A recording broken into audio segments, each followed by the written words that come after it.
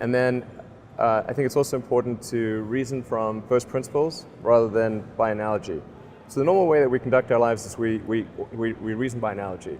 We're doing this because it's like something else that was done, or it's like what other people are doing.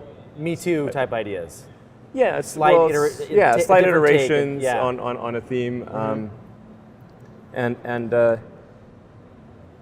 it's kind of mentally easier to reason by analogy rather than from first principles. But by first principles is kind of a physics way of looking at the world, and what that really means is you kind of boil things down to the most fundamental truths, and say, okay, what are we sure is true, or as sure as possible is true, and then reason up from there.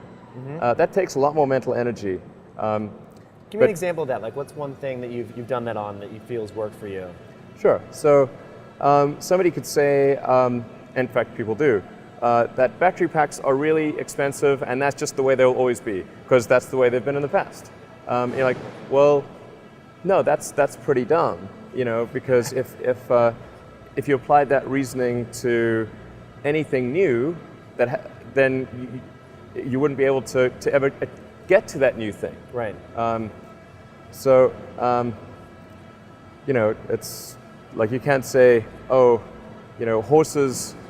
Nobody wants a car because horses are great and we're used to them and they can eat grass and there's lots of grass all over the place, and there's there's no gasoline that people can buy, so people are never going to get cars. Right. People did say that.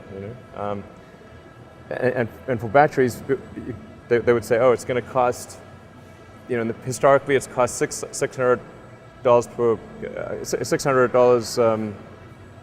per kilowatt hour, and so it's not going to be much better than that in the future. And you say, no, okay, well, what are the batteries made of?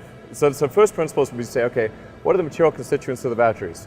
What is the spot market value of the material constituents? So you can say, okay, it's got cobalt, nickel, aluminum, carbon, and some polymers for separation, and a steel can. So break that down on a material basis and say, okay, what if we bought that on the London Metal Exchange, what would each of those things cost? Like, it's like $80 per kilowatt hour.